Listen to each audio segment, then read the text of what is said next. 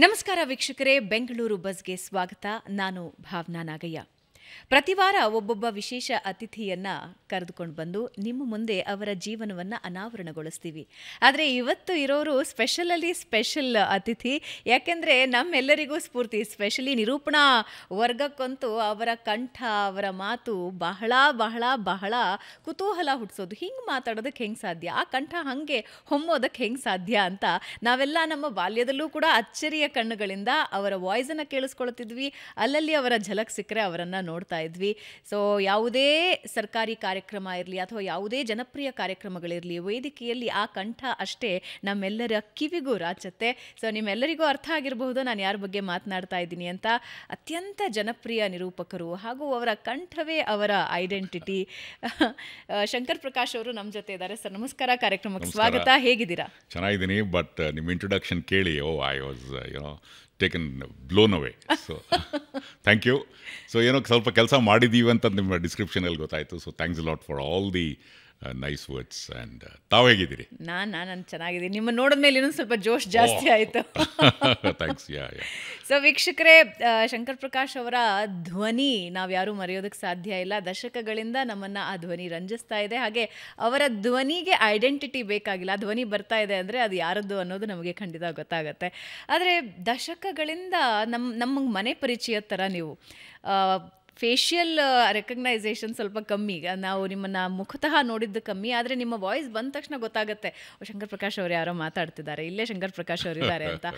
ಸರ್ಕಾರಿ ಕಾರ್ಯಕ್ರಮಗಳು ಬಂದರೂ ಕೂಡ ಯಾರು ನಿರೂಪಣೆ ಅನ್ನೋದು ಹೆಚ್ಚಾಗಿ ಹೇಳಬೇಕಾಗಿಲ್ಲ. How is life?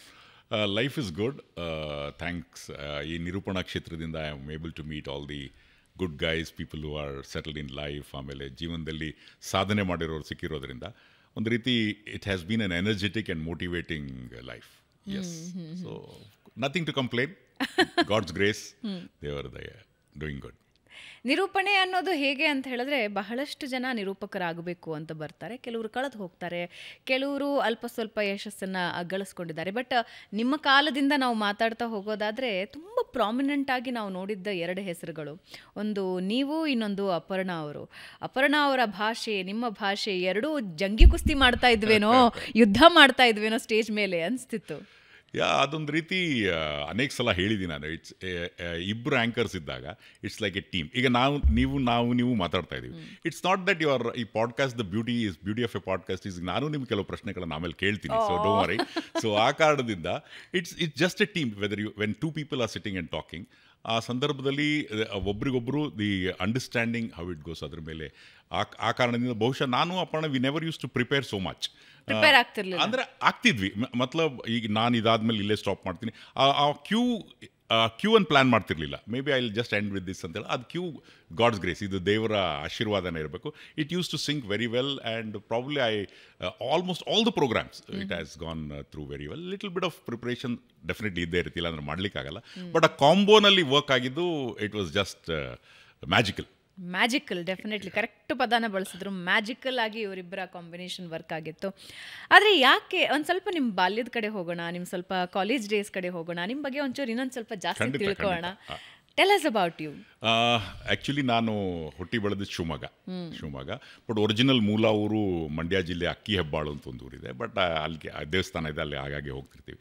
ಬಟ್ ಶಿವಮೊಗ್ಗದಲ್ಲಿ up to PUC 3rd standard ತನಕ we were in Madhya Pradesh. So ಆ ಕಾರಣದಿಂದ ಅಲ್ಲಿಂದ ದೆನ್ ಫಾರ್ ಎಜುಕೇಷನ್ ಪರ್ಪಸ್ ಶಿವಮೊಗ್ಗಕ್ಕೆ ಬಂದ್ವಿ. PUC ತನಕ ಅಲ್ಲಿದ್ದು ಇಟ್ ವಾಸ್ ಎ ಗುಡ್, ಒಳ್ಳೆ ನಮ್ಮ ತಂದೆ ತಾಯಿ they ensured, my father being A mining engineer, they ensured that we get good education. So ಆ ಕಾರಣದಿಂದ ಕಾನ್ವೆಂಟಲ್ಲೇ ಓದಿ ಇಂಗ್ಲೀಷ್ ಆವಾಗಲಿಂದನೇ ಒಂದು ಬೇಸ್ ಫಾರ್ಮ್ ಆಗಿ ಕನ್ನಡಿಗರಾಗಿ then I got into engineering. I was a good bright student. So engineering NIT Surathkal, ಆವಾಗ KREC ಅಂತಿತ್ತು. ಅದಾದಮೇಲೆ ಬೆಂಗಳೂರಿನಲ್ಲಿ MBA. Then I join Nagarjuna steel as product engineer. ಆಮೇಲೆ ಹಾಗೆ ಗ್ರೋತ್ ಆಗಿ life went on. So my ಬಾಲ್ಯ and all little bit of fun and more of studies. ತುಂಬ studious ಇದ್ರೆ ತುಂಬ ಸ್ಟುಡಿಯಸ್ ಅಂದರೆ not like a book worm ಥರ ಇರಲಿಲ್ಲ. ಬುಕ್ ವರ್ಮ್ ಥರ ಇದ್ದರೆ ಎಕ್ಸ್ಟ್ರಾ ಕರಿಕ್ಯುಲರ್ ಆ್ಯಕ್ಟಿವಿಟೀಸ್ ಮಾಡೋಕ್ಕೆ ಸಾಧ್ಯ ಇಲ್ಲ. ನೀವು ನೋಡಿರ್ತೀರ ಅನೇಕ ಜನರನ್ನ, ಅವರು rank student. My idea of ಹುಡ್ದಾಗ್ಲಿಂದಾನು it has to be a combo of both. To become a complete individual, ಒಬ್ಬ ಸಂಪೂರ್ಣ ವ್ಯಕ್ತಿಯಾಗಿ ಬೆಳಿಬೇಕಾದ್ರೆ ಬರೀ ಓದಿದ್ರೆ ಸಾಲದು.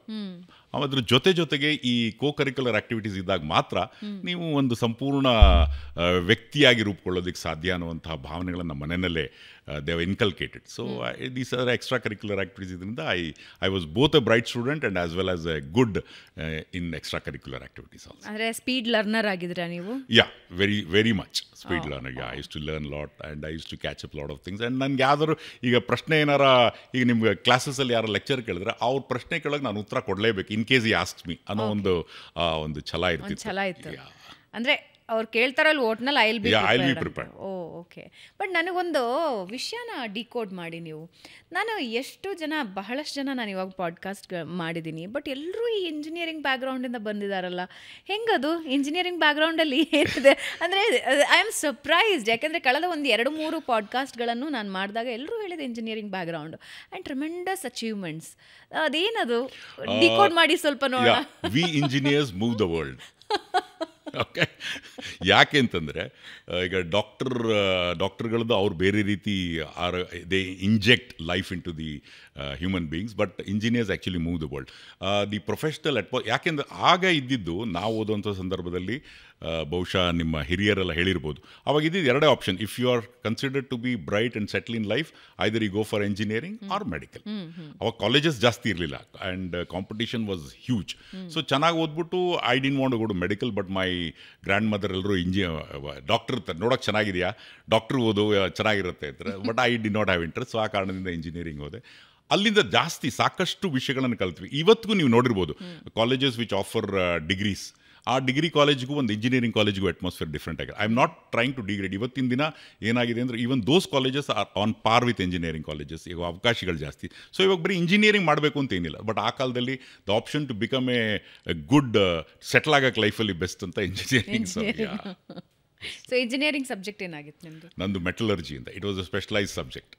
ಮೆಟಲರ್ಜಿ ನನಗೆ ಅವಾಗ ಎಲ್ಲ ಬ್ರಾಂಚು ಸಿಗ್ತಿತ್ತು, ಬಟ್ ಮುಂದೆ ಏನಾರು ಒಂದು ಸ್ಪೆಷಲೈಸ್ ಆಗಿ ಮಾಡಲಿ ಅನ್ನೋವಂಥ ಐಡಿಯಾದಿಂದ ಮನೆಯಲ್ಲೆಲ್ಲ ಹೇಳಿದ್ರು. My uncle also telled my metallurgy is a very special branch to take it ಅಂತ. ಸೊ ಬಟ್ ಆಮೇಲೆ MBA ಮಾರ್ಕೆಟಿಂಗ್ ಮಾಡಿ ಗಾಟ್ ಇನ್ ಟು ಮಾರ್ಕೆಟಿಂಗ್.